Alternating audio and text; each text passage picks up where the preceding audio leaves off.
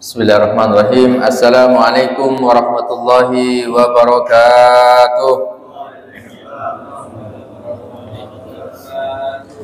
Innal hamdalillah nahmaduhu wa nasta'inuhu wa nastaghfiruh wa na'udzu billahi min shururi anfusina wa min sayyiati a'malina. May yahdihillahu fala mudilla lahu wa may yudlil fala hadiya lahu. Asyhadu an la ilaha illallah wa asyhadu anna Muhammadan abduhu wa rasuluh. Allahumma salli ala sayyidina Muhammad wa ala alihi wa sahbihi wa man sara ala nahjihi ila yaumil qiyamah, amma ba'd. Hadirin hadirat yang dimuliakan Allah Subhanahu wa taala, kembali kita dipertemukan Allah Subhanahu wa taala dalam iman dan Islam. Diberikan kesempatan pada kita bisa hadir di masjid melaksanakan sholat subuh secara berjamaah.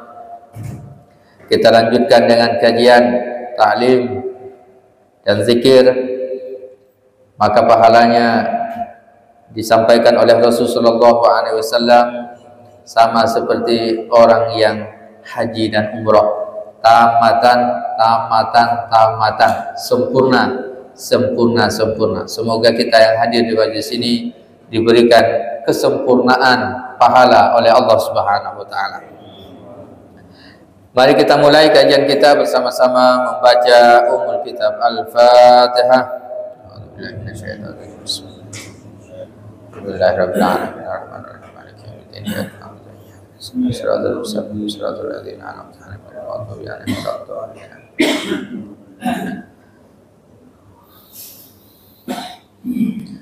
Baik, kita akan lanjutkan kajian tafsir kita.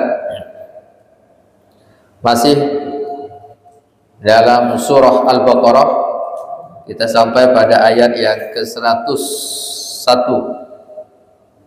101. Insyaallah kita bahas 101 sampai 102. A'udzu billahi minasyaitonir rajim. Bismillahirrahmanirrahim. Walamma ja'ahum rasulun min 'indillah. Walamma ja'ahum,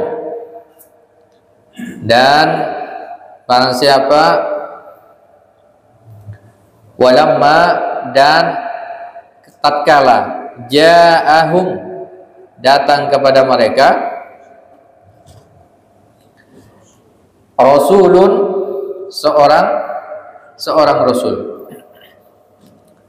min indillah dari sisi Allah, musaddiqun, peran dari Rasulullah SAW yang diutus adalah di antara perannya musaddiqul lima ma'ahum, membenarkan apa yang bersama mereka adalah kitab suci. Artinya Rasulullah SAW diutus untuk membenarkan kitab suci yang datang sebelumnya, yang diturunkan oleh Allah kepada para nabi dan rasul sebelumnya. Apa yang dilakukan oleh orang-orang Yahudi? Nabadza fariqam minal ladzina utul kitab. Nabadza fariqun, sebagian minal ladzina utul kitab, dari orang-orang yang diberikan Alkitab, sebagian orang yang diberikan kitab suci, di antaranya adalah kitab Taurat. Nabadza, maka dia melemparkan, fariqum minal ladzina utul wara'a, ya, kitaballahi wara'a zuhurihim, mereka melemparkan kitab Allah Subhanahu wa taala ke bagian belakangnya. Artinya dicampakkanlah kitab suci itu, tidak dijadikan di depan. Ini kiasan bahwa kitab suci Tauratnya mereka yang Allah turunkan kepada mereka, mereka campakkan ke belakang. Begitu juga ketika Al-Quran diturunkan, mereka campakkan pula Al-Quran itu. Ka'annahum la ya'lamun, seolah-olah apa? Mereka tidak tahu atau tidak mengetahui bahwa itu adalah kitab Allah Subhanahu wa ta'ala. Ini masih membicarakan tentang karakter dari orang-orang Yahudi yang mereka tidak beriman kepada Allah dan orang-orang Nasrani. Ini disebutkan ahlul kitab, utul kitab, orang yang diberikan Alkitab. Yang diberikan Alkitab, nah ini juga dikenal dengan istilah nanti ahlul kitab, itu adalah Yahudi dan Nasrani. Mereka mencampakkan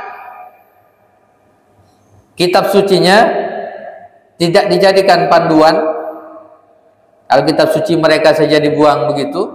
Kemudian yuharrifunal kalima am mawadhihi, kitab sucinya diobok-obok, ya, kemudian dirubah-rubah, ya, ayat-ayatnya diselewengkan, apalagi mereka berhadapan dengan Al-Qur'anul Karim. Dan mereka merasa ya itu adalah sebuah kebenaran, bukan sebuah kesalahan, dan mereka melakukan itu dengan entengnya saja. Nah, maka ayat berikutnya itu berbicara tentang siapa? Tentang orang-orang yang Yahudi juga, orang-orang ahlul kitab juga. Ketika mereka itu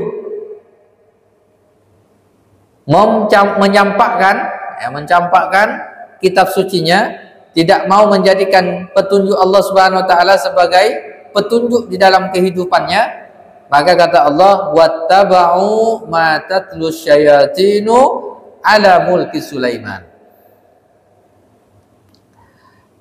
Siapa mereka itu? Orang yang diberikan Alkitab itu. Mereka akhirnya mengikuti apa yang tatlu, ma tatlu, apa saja tatlu, asyayatin, tala yatslu, itu diambil dari kata tilawah, tala yatslu tilawatan, yang dibacakan, asyayatin, oleh setan-setan. Jadi orang yang diberi Alkitab ini, karena mereka membuang agama Allah, mendiskreditkan agama Allah, tidak membenarkan agama Allah, tidak percaya pada Rasulullah SAW, antara dua saja. Kalau tidak menerima kebenaran, maka otomatis apa yang terjadi? Mereka akan mengikuti langkah-langkah setan. Maka setan inilah yang membisikkan, yang membacakan kepada mereka. Yang oleh setan itu dibisikkan ala mulki Sulaiman. Ini sama seperti apa yang setan-setan sampaikan dan mereka nisbahkan kepada Nabi Sulaiman alaihi salam. Yang mereka nisbahkan apa? Ini adalah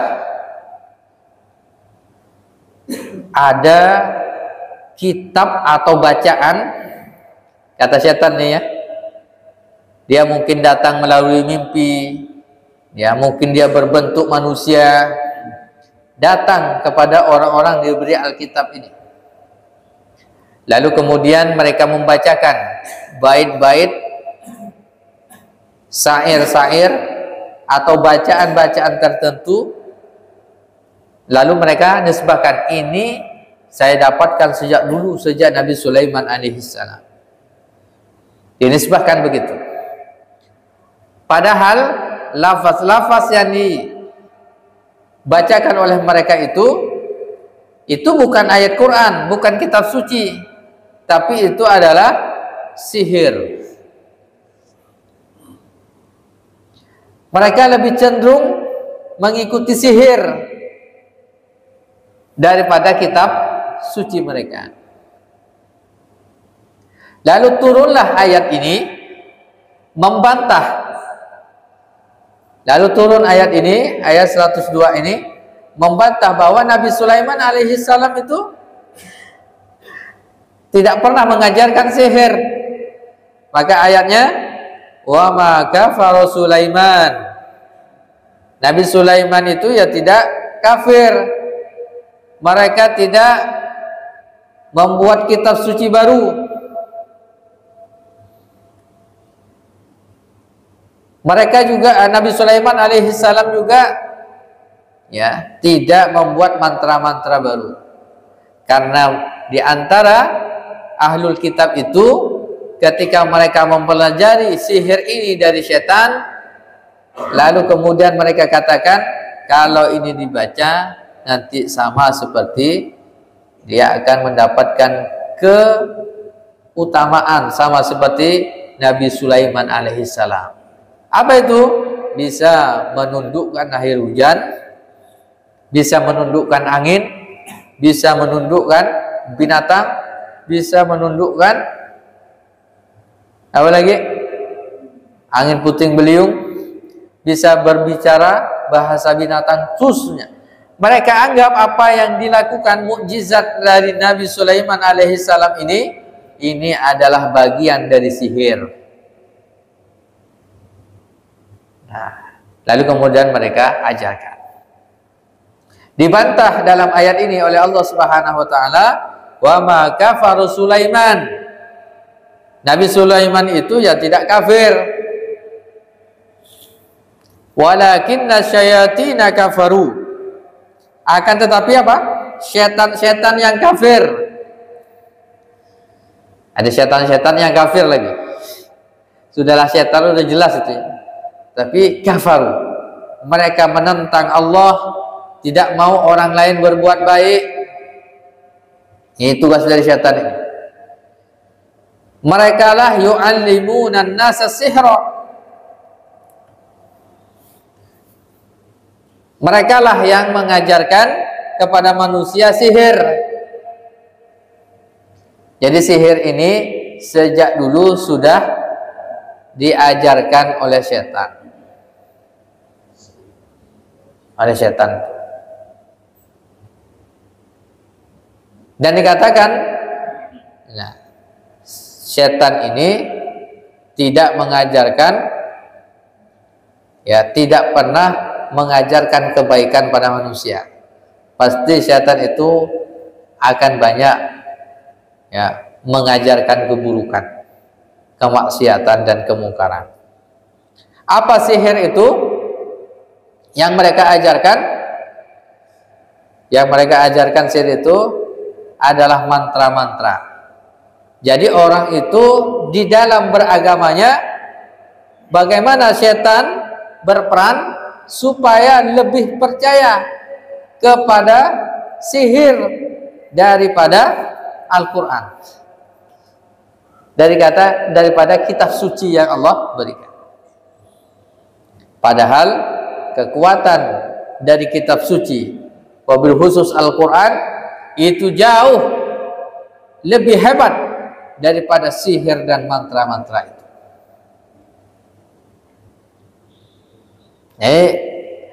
Ketika ada sihir, ini pelajaran bagi kita.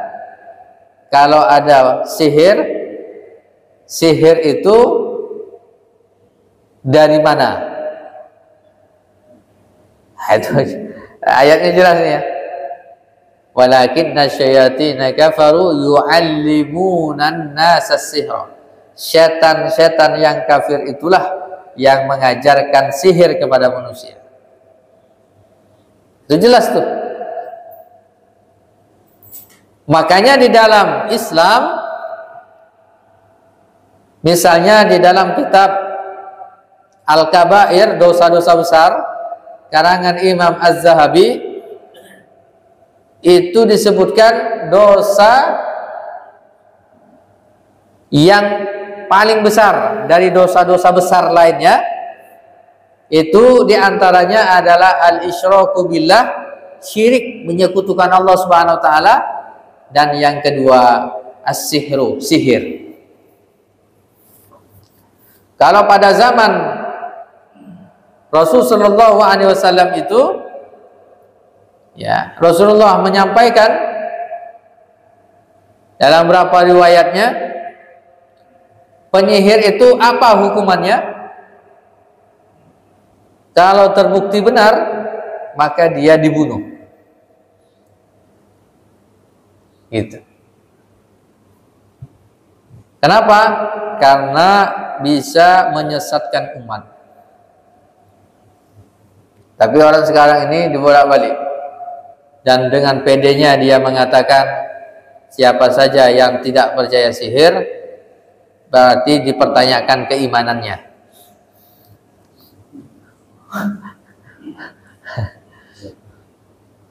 Dan banyak juga yang percaya pula. Nah, sihir ini sesuatu yang tak nampak, dia berbentuk mantra-mantra. Nanti akan kita jelaskan berapa tanda-tanda orang yang terkena sihir. Kita lanjutkan sedikit. Wa ma unzila 'alal malakaini bi Babila Harut wa Marut.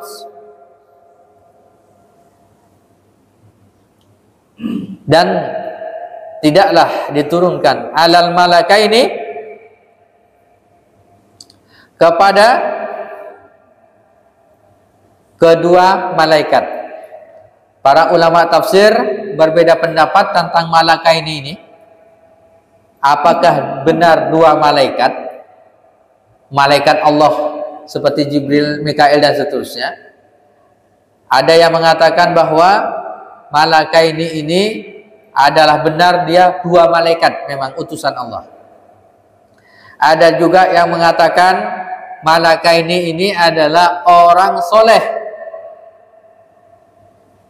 Karena saking solehnya maka digelarilah malaikat itu. Sebenarnya dia dua orang soleh. Di kota Babilonia, ini kota Babilonia dulu itu, yang disebut namanya Harut dan Marut. Nah, ini tadi Harut dan Marut ini ada yang mengatakan bahwa ini adalah benar malaikat yang Allah itu utus. Yang kedua adalah orang soleh yang saking solehnya hampir mirip malaikat sifat dan karakternya, maka disebut malaikat ini. Ada juga penafsiran yang ketiga bahwa malaikat ini adalah orang yang buruk, orang yang nyamar gitu, untuk mengajarkan sihir. Dan ini pendapat yang lemah. Nah, prinsipnya wa ma unzila 'alal malakaini, dan tidaklah diturunkan kepada dua orang malaikat di negeri Babil, yaitu apa? Harut dan Marut. Nah, yang masyhur ini adalah dua malaikat asli. Yang masyhur ini adalah dua malaikat asli yang berubah bentuknya menjadi manusia.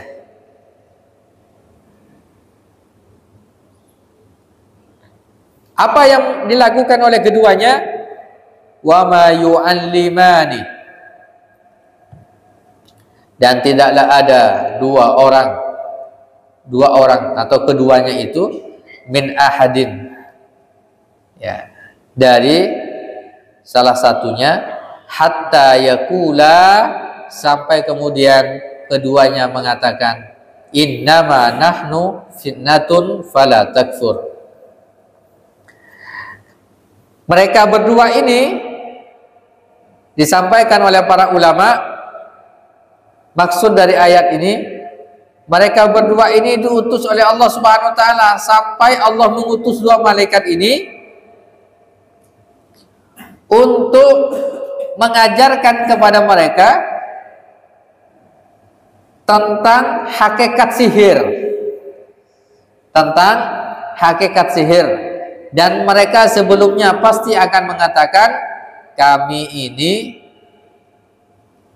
adalah fitnah bagi kalian, maka kalian tak boleh kufur, tak boleh kufur, tak boleh kafir, tak boleh menentang Allah Subhanahu wa taala, tidak boleh menentang kitab suci. Kami akan ajarkan kepada kalian sihir supaya kalian bisa membedakan mana yang benar-benar kitab suci, mana yang bukan, mana yang sihir. Gitu. Jadi malaikat ini ya tidak mengajarkan sihir, karena ada sebagian orang yang berpendapat bahwa malaikat ini mengajarkan sihir kepada manusia. Jadi awal katanya malaikat inilah yang mengajarkan sihir. Padahal malaikat ini karena terjadinya praktek sihir, setan mengajarkan banyak sihir kepada manusia, lalu kemudian Allah peringatkan. Setelah itu apa? Allah turunkan dua malaikat ini untuk memberikan kesadaran pada umat tentang hakikat sihir. Sihir ini bahaya sekali. Bahaya sekali sihir ini. Maka dalam hadis sebutkan as-sihru hakun, sihir itu hak, benar. Nah, wa fayata'allamuna minhuma, maka banyak di antara manusia yang belajar dari keduanya, daripada Harut dan Marut ini. Untuk apa? Bisa membedakan itu tadi, antara hak dan batil. Puncak dari sihir itu, nah ini puncak dari sihir itu puncak dari sihir itu adalah ma yufarriquna bihi bainal mar'i wa zawjih, adalah memisahkan dengan sihir itu antara al-mar'i, suami, al-mar'i seseorang, suami, wa zawjihi, dan istrinya. Jadi puncak dari sihir itu. Maka nanti ada beberapa keterangan dari para ulama juga menukil hadis, di antaranya Imam Az-Zahabi itu dalam kajian dosa besar tentang sihir. Jadi setan ini memiliki bala tentara, dan setiap saatnya mereka kumpulkan bala tentaranya itu. Ada setan atau iblis itu mengumpulkan bala tentaranya, yang mereka berikan tugas untuk, ada yang membisikkan keburukan pada manusia, ada yang khusus diperintahkan job description-nya, ya jobnya ini diantara job satu, engkau bertugas untuk menggoda orang-orang yang sholat,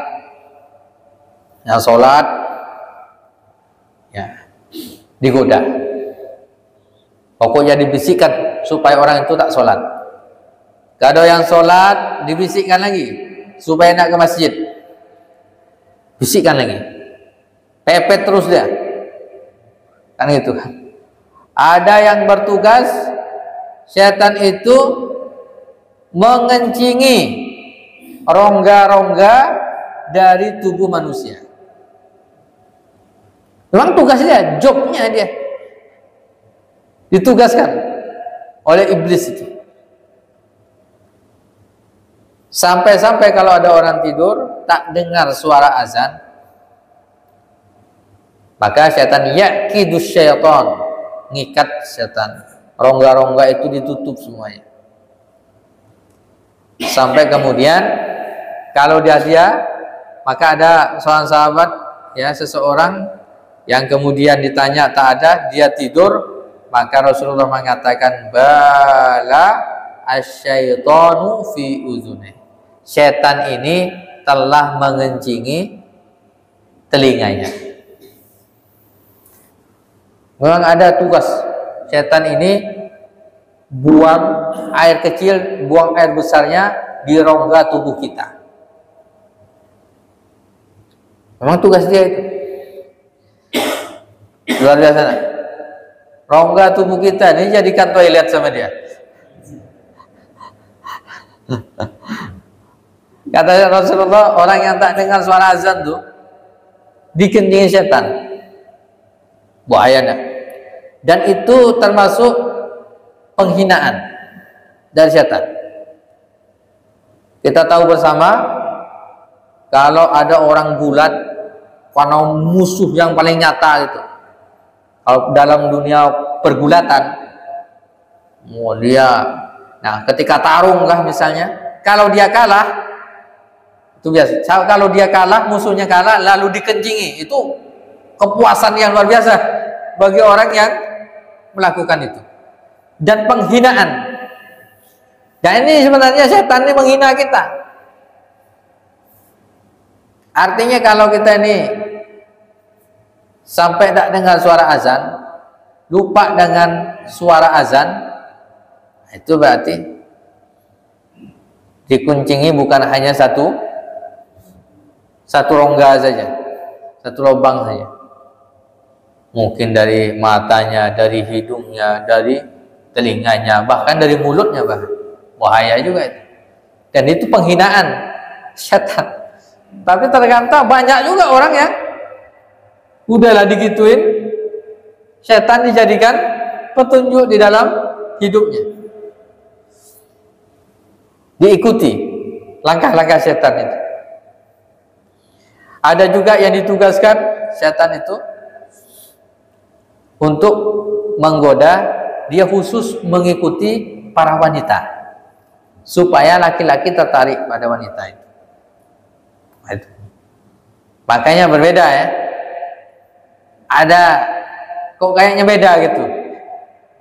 Nah, ini setannya khusus deh. Nah, ini setannya khusus. Banyak sekali.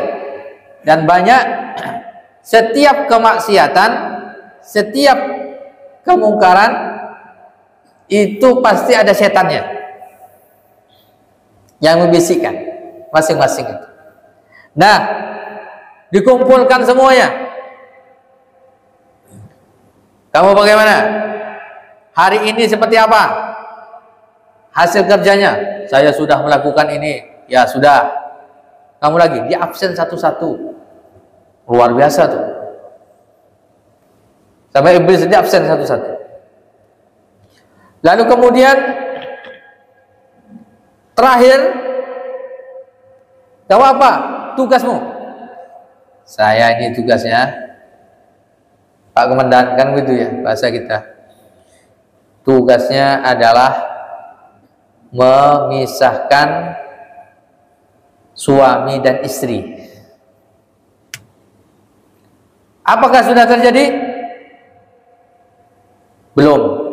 Waduh, gitu. Laksanakan lagi. Besoknya kumpulkan lagi. Apakah sudah? Sudah, Pak Komandan. Akhirnya apa? Diberikan mahkota. Jadi dari seluruh apa job-job yang ada, setan yang paling mulia di antara setan, bukan yang paling mulia, setan yang paling apa namanya, mendapatkan apresiasi, itu adalah setan yang bisa memisahkan suami dan istri. Dialah ini yang dikasih mahkota oleh iblis itu. Dan di antara ini, maka tadi di antara ya puncak dari sihir ini adalah bagaimana suami dan istri itu bisa pisah, bisa cerai. Nah, ini memang tipu daya setan ini sangat luar biasa. Nah, apa saja di antara tanda-tanda sihir itu? Di antaranya, sihir ini ada berbentuk, dia ada beberapa bentuk macamnya, ada yang ringan efeknya, Ada yang sedang, ada yang berat. Nah, yang ringan-ringan itu mungkin orang menyihir supaya perutnya kembung, supaya sakit kepala, sakit-sakitan, nah, atau diganggu. Setiap gangguan itu bisa di waktu terjaga, bisa juga di waktu tidur. Sampai kalau yang ini sihir, ini bagaimana bisa mencelakakan orang, itu bisa juga sihir itu. Membuat orang ini pandangan gelap, tiba-tiba nabrak apa gitu. Ini juga bisa. Ada tanda-tanda gangguan jin, belum tentu ini sihir, tapi ada tanda-tanda gangguan. Di antaranya kalau ketika terjaga, dia kayaknya ada diikuti orang, merasa diikuti oleh orang. Pas gini, oh ada orang, dilihat nggak ada orang, gitu. Atau ada yang kayak manggil dia, terjaga itu. Nah, terjaga juga adalah ketika emosinya tidak terkontrol, hampir hilang ingatan kalau udah emosi. Itu juga sama. Kan biasanya ada, secepat emosi itu semua piring isi lemari itu pecah semuanya. Tak terkontrol. Ini juga sama. Ya kan, itu dalam keadaan terjaga. Nah, kemudian tiba-tiba memiliki karakter, tiba-tiba nangis, tiba-tiba ketawa, ini juga sama gangguan. Tiba-tiba senyum dia, tak ada apa-apa, senyum. Ya kan? Tiba-tiba otomatis cepat perubahannya, tiba-tiba nangis, tiba-tiba ketawa, ya, tiba-tiba senang, tiba-tiba sedih gitu. Nah, ini diantaranya emosinya tidak terkontrol. Kalau dalam keadaan tidur itu ya gangguan. Diantaranya mimpi dengan binatang-binatang buas. Ada mimpi dengan ular, mimpi dengan anjing, mimpi dikejar-kejar orang, mau dibunuh. Ini juga bagian dari gangguan. Termasuklah kalau dia tidur, pas tidur seakan-akan dia masuk ke jurang. Pernah tidur gini, kayaknya mau jatuh. Itu biasanya pas antara mau tidur dengan istilahnya muqaddimah tidur. Ya. Itu kayaknya mau masuk jurang. Itu bagian dari gangguan. Nah, termasuk kalau gigi itu bunyi ketika tidur, krek krek krek krek, giginya bunyi. Wah, itu juga bagian dari gangguan. Kalau bermimpi dengan yang lain-lain ini, binatang-binatang buas seperti ular dan seterusnya, potensi besarnya ada gangguan sihir.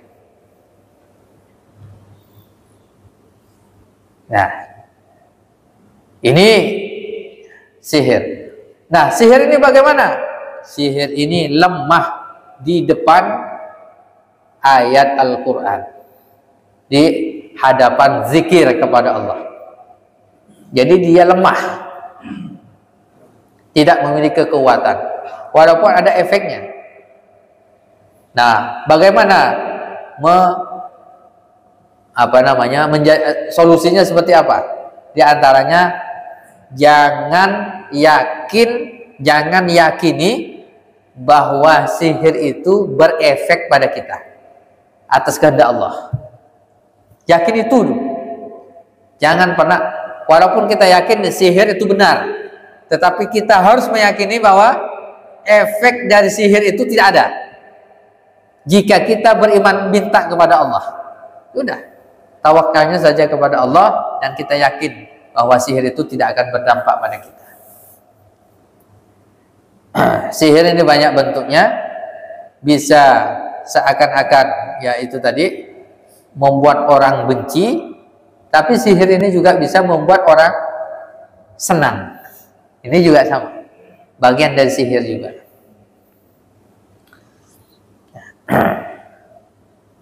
Wa ma hum bidzarri nabihi min ahadin illa biidznillah. Nah, ini yang harus kita yakini, tidaklah bisa mereka penyihir-penyihir itu melakukan mudarat, memberikan mudarat, kerusakan kepada seseorang kecuali atas izin Allah. Udah, solusinya ini. Gitu. Jadi kalau kita jangan meyakini, tapi kalau sedikit saja yakin, itu kena, itu masuk itu. Jangan yakin terhadap efek. Anggap saja, oh itu seperti angin berlalu. Gitu. Makanya para nabi dan rasul itu sihirnya seperti apa? Itu ya tidak mempan. Nah, bahkan diceritakan dalam hadis itu tentang apa? Sebab turunnya Qul a'udzu birabbil falaq dan Qul a'udzu birabbin nas. Nabi itu ada terdampak di sihir oleh seorang Yahudi. Ternyata di antara sihirnya ada rambut Nabi, ya, ada sisir, kemudian ada yang apa rontok, lalu kemudian rambut itu ikat ke sebuah benda, lalu dimasukkan ke dalam sumur. Itu sampai demam Nabi Muhammad SAW, disihir. Lalu turunlah ayat Qul a'udzu birabbil falaq, Qul a'udzu birabbin nas. Diobati, diruqyah oleh malaikat Jibril dan Mikail. Maka ayat Al-Quran ini kalau ada sihir, guna-guna dan seterusnya, bacakan ayat Al-Ikhlas, Al-Falaq, An-Nas. Insyaallah aman. Nah, terakhir walaqad alimu laman ishtarahu ma lahu fil akhirati min khalaq wala bi'sa ma syaraw bihi anfusahum law kanu ya'lamun.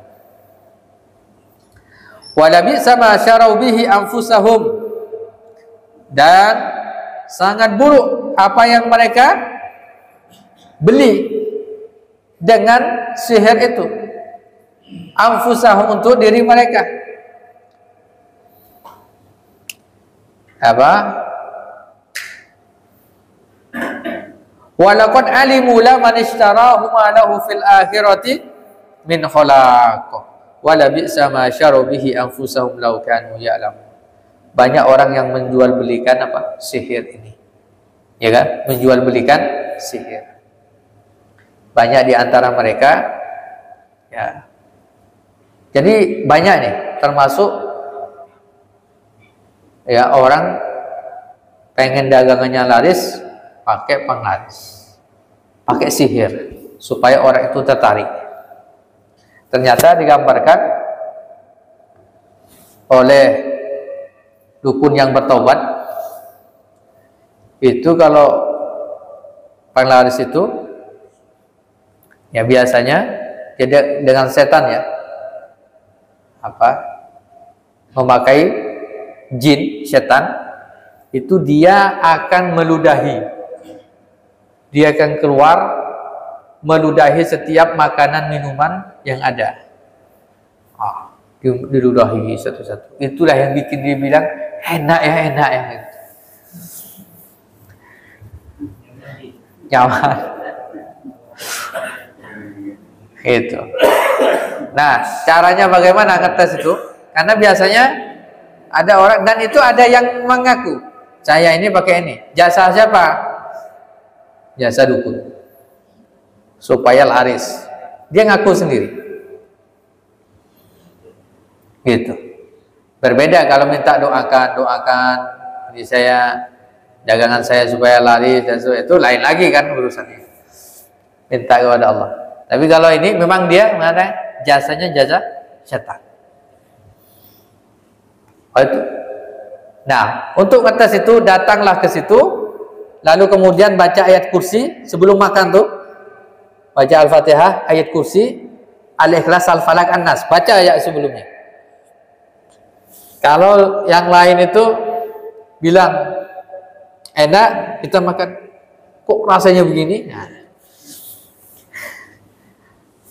jadi air liur itu tidak masuk ke situ. Gitu. Makanya biasa mereka masak sembarangan, setelah itu apa? Kok rasanya enak. Yang tidak semua warung yang ramai atau toko orang yang ramai pakai penglaris, tidak juga. Ada juga manajemennya bagus. Manajemen bagus dan seterusnya. Jadi tidak semuanya. Mungkin ini sebagian kecil saja yang masih percaya dengan ini. Nah, begitu. Dan bahkan di antara syarat kalau sihir itu biasanya tidak boleh mengucapkan salam, tidak boleh sholat, dan seterusnya. Gitu. Ini bagian dari sihir, praktek sihir. Ya, itu banyak sekali. Ini adalah perbuatan yang tercela, ya, dan ini dosa besar, ya. Termasuk di dalamnya adalah santet. Santet itu bagian dari sihir. Santet itu adalah bagian dari sihir.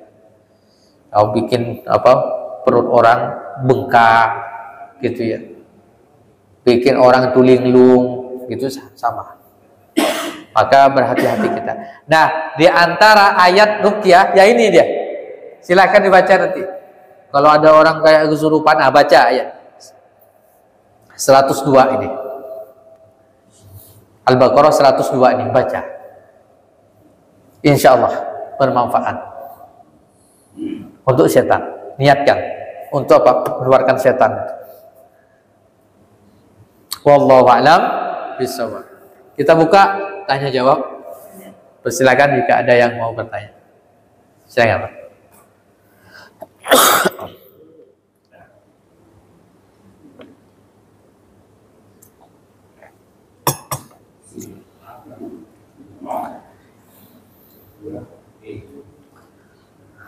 Assalamualaikum warahmatullahi wabarakatuh. Waalaikumsalam. Ini tentang ulama Israel. Ulama Yahudi. Di dalam Al-Quran ada ulama ini 2 kali. Maka ini terus kita di surat Al-Baqarah ini Allah menyebutkan sebelumnya yang takut kepada Allah adalah menerapkan ya naikkan ulama itu menyebutkan kepada Allah sehingga Allah berkata adalah masalah. Nah, terkait dengan Bani Israel ini di surat Asy-Syu'ara 197 dalam pertanyaan, apakah tidak cukup menjadi bukti bagi mereka bahwa para ulama Israel itu mengetahuinya? Kata ulama di 2 ayat ini, artinya Allah di sisi Bani Israel tadi masih Allah masih menganggap bahwa ulama itu dalam sisi takut kepada Allah. Ini apakah ini riwayat bahwa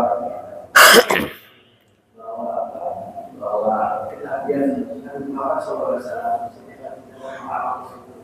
Nasrani yang itu sebagai bagian dari gambaran ulama seperti itu.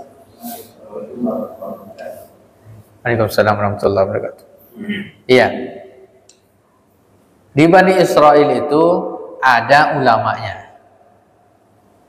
Ada yang beriman kepada Allah. Ya, ada yang mengikuti apa? Nabi Isa alaihi salam, ada yang beriman kepada Nabi Daud alaihi salam, kepada Nabi Sulaiman alaihi salam, lalu kemudian kepada Nabi Ishak alaihi salam, Nabi Musa alaihi salam. Banyak yang beriman. Dan di antara mereka ada yang ulama. Nah, tetapi sangat sedikit. Nah, banyak di antara ulamanya bahkan yang menyimpang. Banyak yang menyimpang. Bahkan mereka tidak mau amar ma'ruf nahi munkar. Silakan buka Al-Qur'anul Karim.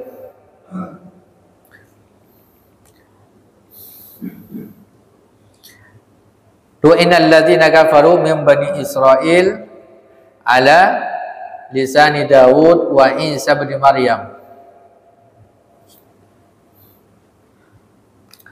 Surah Al-Maidah ayat 78. Al-Maidah ayat 78 sampai 79. Al-Maidah ayat 78 sampai 79. Lu'inal ladzina kafaru, orang-orang kafir itu dilaknat. Min bani Israila, dari bani Israel. Ala lisani Daud, melalui lisannya Nabi Daud, wa Isa ibni Maryam, dan melalui lisannya Nabi Isa alaihissalam. Zalika bima asaw wa kanu ya'tadun, karena mereka itu telah bermaksiat dan melampaui batas. Apa maksiat dan melampaui batas yang dilakukan mereka ini, yang dilaknat ini? Kanu la yatanahawna am munkarin fa'alu. Mereka itu tidak mencegah pada kemungkaran yang dilakukan oleh orang-orang yang ada di sekitarnya. Labid sama kanu yaf'alu, itu sungguh perbuatan yang buruk. Jadi di Bani Israel itu, di antaranya umat Nabi Daud, umat Nabi Isa alaihissalam, banyak di antara mereka ulama yang paham akan agamanya, gitu. Tapi mereka ini tidak mau amar ma'ruf nahi munkar. Jadi beragamanya untuk pribadi saja. Ya. Jadi masalah kemungkaran, kemaksiatan diserahkan kepada nabinya. Sampai kemudian apa? Dia tidak peduli dengan lingkungannya. Maka kemudian apa? Terlaknat mereka itu. Nah, artinya bukan ulama ini kan berarti orang yang paham tentang agama. Ya, alim, jamak dari alim. Alim itu orang yang pandai. Ulama kumpulan dari orang-orang yang pandai tentang agama itu. Tapi dalam ayat yang lain tadi disebutkan innama yakhsyallaha min ibadihil ulama. Jadi tidak semua ulama yang diakui oleh Allah Subhanahu wa taala. Yang diakui adalah ulama yang benar-benar takut kepada Allah, yang melaksanakan amar ma'ruf nahi munkar. Kalau ada ulama tidak amar ma'ruf nahi munkar, bisa masuk kategori ini. Tidak peduli dengan kemungkaran, kemaksiatan yang ada. Itu ya. Wallahu a'lam bishawab. Next ayat yang di Israel tadi, Allah menyebut di ulama yang benar. Iya. Ulama yang benar. Banyak juga kan? Itu. Banyak juga. Ya. Waalaikumsalam warahmatullahi wabarakatuh. Sesuai yang Ustaz ceritakan itu, saya tahun 2008 masih. Waktu itu saya juga belum mengetahui tentang kebenaran Al-Quran. Nah, isi-isi dan saya masih muda kan, sekarang setelah menggunakan. Jadi ini satu kejadian. Saya itu orang yang suka selalu membuktikan kebenaran setiap manusia. Apakah dia kehidupan lagi, orang buruk, orang jujur itu bukan untuk gambaran untuk diri saya. Supaya saya jangan sampai terlibat seperti itu. Jadi pernah satu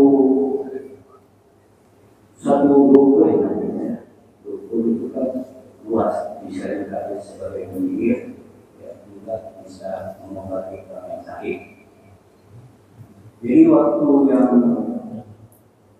untuk pembedaan ini susahnya nggak saya. Sekarang berbicara mengenai kalau dulu dia mengobati orang yang sakit itu dia ada pakai suatu kelompok. Kelompok itu tidak banyak dua orang. Jadi satu yang bukan membuat baca ini, yang buatnya itu tadi bukan tempat itu tempat lain. Tapi tujuannya untuk membuktikan bahwa barang yang disebutkan ini ada barang di rumah kau ada bahaya, ada aroma ini. Jadi waktu satu malam itu saya kenal gitu ya. Saya kenal orang minum. Jadi kita bagaimana awal memberi saya itu. Besok malam saya buktikan benar atau tidak. Rupanya yang satu dia kelompok yang satu membagi orang yang tadi. Yang dua orang ini masukkan barang di dalam tanah dua rumahnya. Jadi saya tahu, tapi saya tidak mau bicarakan itu setelah selesai. Dia paling juga orang yang berbuat itu tidak tahu lah. Dari hal yang bagaimana saya juga tahu. Saya tidak berdasarkan dia di kita, tapi kebohongan dia itu dalam membuat sudah tidak beda. Saya tahu orang rumah yang manggil dia, saya bilang jangan kau bagi lagi. Itu, tapi masalah ini jangan kita persoalkan. Karena kalau dipersoalkan, orang ini juga orang hukum, jadi mau bawa ke lapor polisi kan. Jadi jalan dosa, jadi pengalaman itulah dia sebagai manusia yang untuk mencari hal begini jangan ini apa yang dilakukan. Dia harus berbuat kepada orang. Saya ngomong gitu. Pun waktu itu belum tahu juga ilmu yang mana baik, tapi saya tidak tahu mau petunjuk apa. Itu salah satu. Lalu kedua, saya ketemu orang yang susah juga dikatakan, pakai sorban, pakai gamis, ya, pakai sal. Dan kalau kita lihat kan orang pakai gamis, sorban, sal itu bisa juga orang ini ada yang tahan dan gitu kan. Padahal setelah sekarang saya tahu dengan ilmu yang petunjuk Allah di dalam Al-Quran. Itu kan syarat-syarat orang beriman saat itu kan ada seperti kau jelaskan dulu macam orang masuk golongan yang saleh. Itu pernah juga mengobati orang. Semua buka orang berdoa saya. Dan ramai juga anak boleh katakan namanya atau pasien lah. Ramai juga. Cuma saya dalam satu kok waktu zuhur dia tidak sembahyang terus. Karena saya membuktikan dia ngomongnya ada di warung kopi, ada di rumah orang. Jadi saya lihat, udah saya mungkin dulu saya tidak lihat asal saya lewat masih juga tidak ke masjid atau tidak sembahyang. Kalau di rumah mungkin, kalau di warung kopi kan tidak mungkin. Lalu maghrib juga begitu sampai Isya. Jadi saya berpikir ini masuk dalam data poin aku, tapi saya tidak permasalahan untuk saya. Makanya susah juga saya mau membedakan di mana orang itu sihir atau hukum yang bagus atau yang saya tanyakan di sini. Kalau Anda yang kata, saya sih tidak pakai itu siapa, karena saya sudah tahu bahwa yang lebih baik itu adalah doa-doa yang pernah saya dengar seperti Daud, Sulaiman, dan Ibrahim itu bisa dan pernah saya perhatikan paling istimewa tidak ada. Jadi yang saya tanya di sini, bagaimana kita kalau ketemu hal yang begini sikap kita? Apakah kita harus diam atau kita harus memberitahu seperti yang kita tahu? Assalamualaikum warahmatullahi wabarakatuh. Waalaikumsalam warahmatullahi wabarakatuh. Ya, pengalaman berarti ya. Dari sisi ini, dalam hal ini sebenarnya khususnya praktek perdukunan sekarang ini itu juga sudah banyak yang membongkar. Yang sudah viral itu adalah Marcel, pesulap merah. Itu memang ketika ini menarik benda sakti gitu. Ternyata ada timnya yang itu ada timnya. Nah, di dalam hal ini ya apa namanya? Ya, tidak perlu dipercayai, kan itu. Yang kedua tentang susah membedakannya antara ini benar atau enggak. Ali bin Abi Thalib itu menyampaikan kepada kita, i'rifil haqqo ta'rif sahibahu. Kenali kebenaran itu, kamu akan tahu orangnya. Kaidahnya apa? Kenali kebenaran, pahami kebenaran, kalian akan tahu siapa orang itu. Jadi tidak dibalik. Bukan kenali orang itu, kalian akan tahu kebenaran dari orang itu. Bukan seperti itu. Ali bin Abi Thalib mengatakan, kenali kebenaran, kita paham, oh ini yang benar. Yang mengerjakannya siapapun itu adalah orang yang benar. Kenali kebaikan itu, kita akan tahu siapa. Mau berpakaian seperti apapun, ya kita tahu yang dia lakukan adalah benar, karena kita tahu bahwa ini benar, ini salah. Kalau kita sudah tahu ini salah, lalu kemudian yang mengerjakannya, kok ini tokoh kah, titel tinggi kah, atau pakaian yang kok kayaknya pakaian orang soleh misalnya, ini ya kita akan tahu. Jadi bukan melihat zahirnya.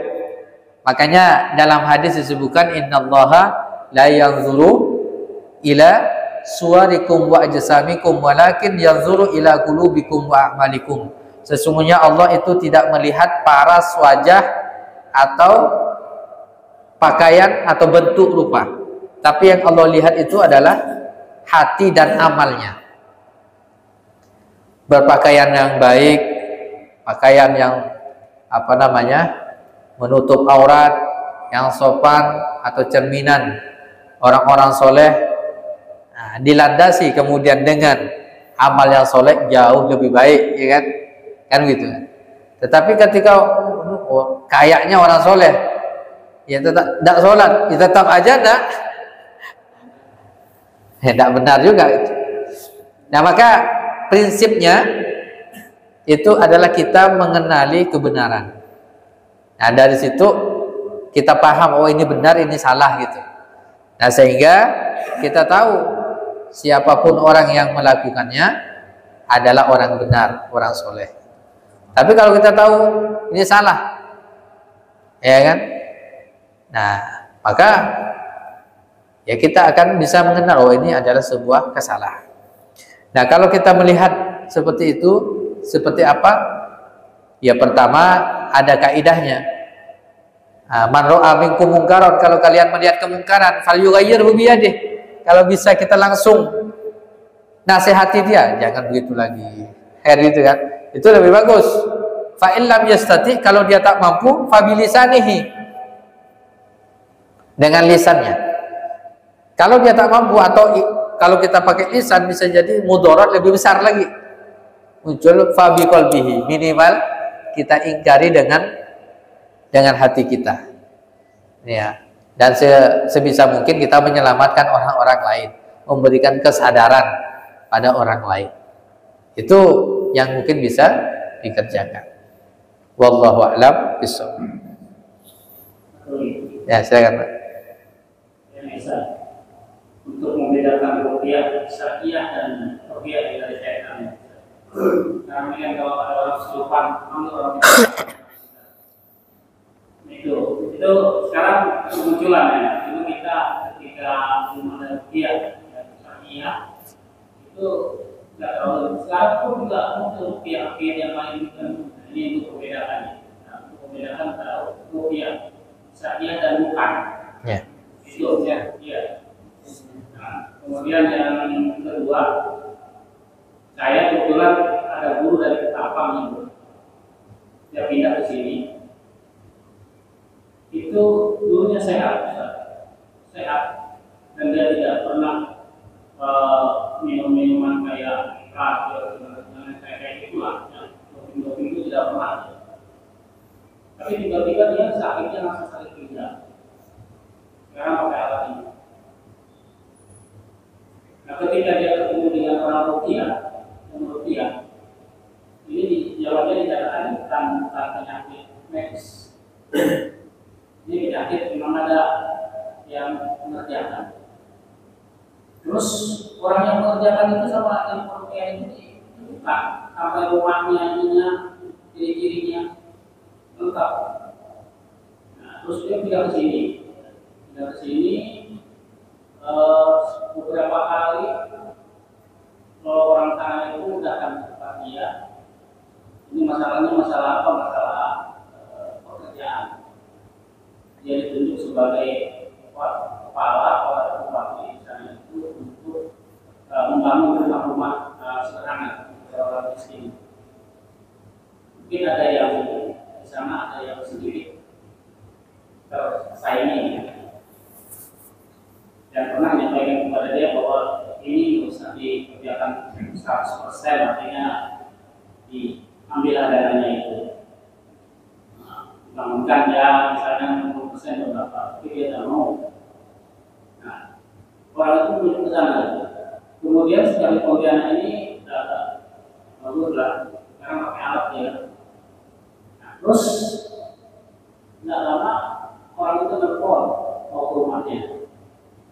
Ketika ditanya sama istrinya, "Lu di sini ada apa?"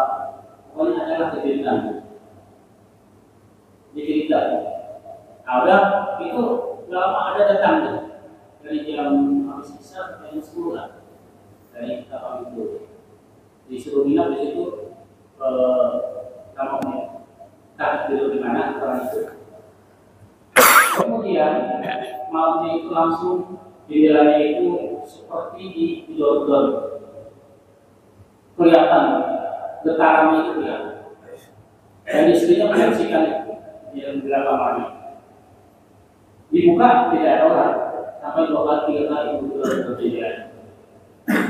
Nah, kemudian besoknya mau ngajar. Seperti apa yang dikatakan Ustaz, tiba-tiba dia sedang bawa tikungan jalan kaki ini, itu langsung gelap Ustaz. Langsung gelap, dia tak sadarkan diri terus nabrak. Ya. Akhirnya dibawa oleh salah seorang pegawai pertanian yang datang sampai ke rumah.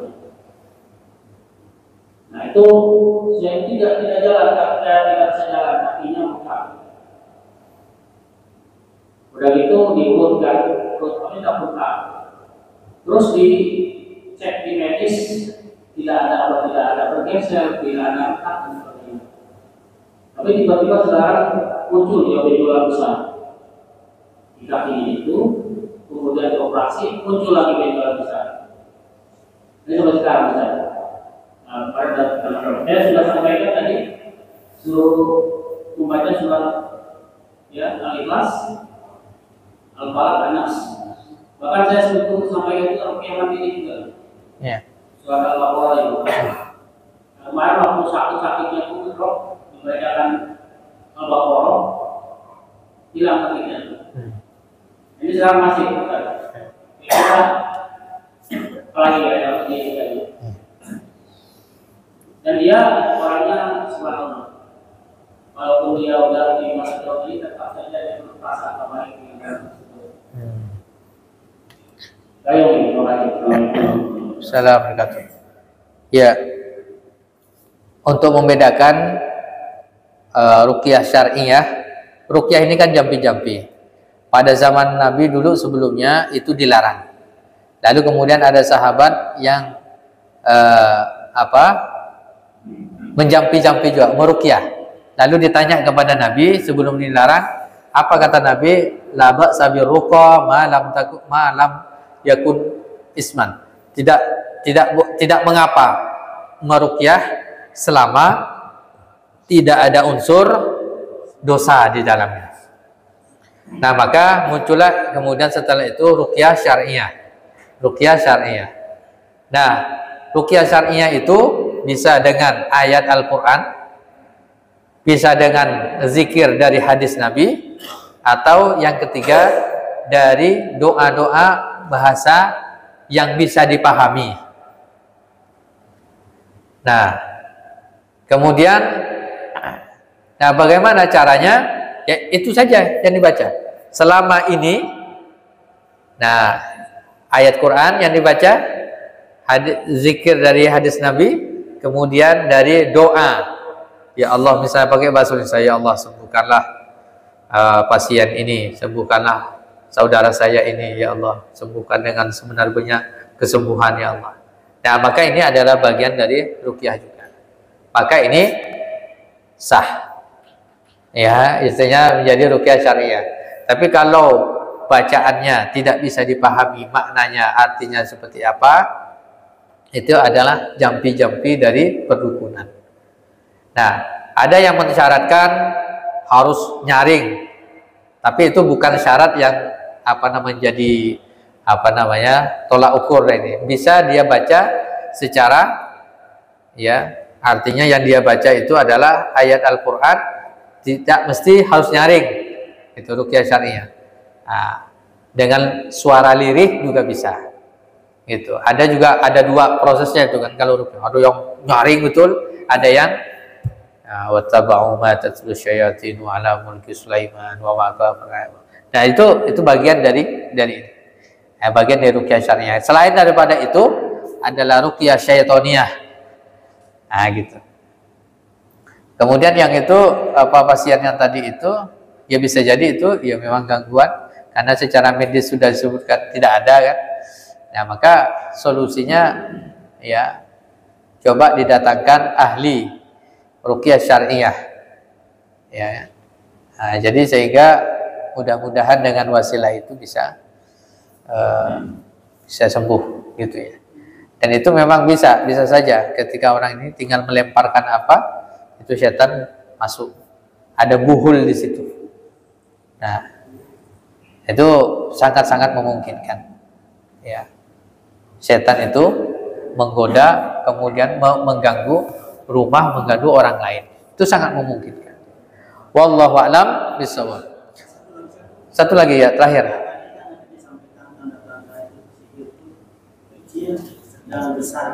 Ya. Iya. Tadi. Ya. Ya. Itu pembagian itu efeknya ya. Yang saya maksud tuh sihir yang efeknya kecil, artinya hanya sekedar pusing-pusing gitu ya. Kalau yang sedang ya penyakitnya agak sedang. Ya, seperti misalnya perut. Ada yang memang langsung ya ketika sihir dengan asbab itu dia bisa meninggal dunia. Dengan sebab itu ada orang kemudian bisa pisah antara suami dan istri. Terus begitu. Itu bisa saja. Itu bagian dari yang berefek ya. Bukan bentuk sihirnya itu. Wallahu a'lam bishawab. Ini yang bisa sampaikan, mudah-mudahan bermanfaat bagi kita semuanya. Mohon maaf atas segala kekhilafan. Kita akhiri dengan baca hamdalah dan doa kafaratul majlis. Alhamdulillahirabbil alamin. Subhanakallahumma wa bihamdika asyhadu an la ilaha illa anta astaghfiruka wa atubu ilaik. Assalamualaikum warahmatullahi wabarakatuh.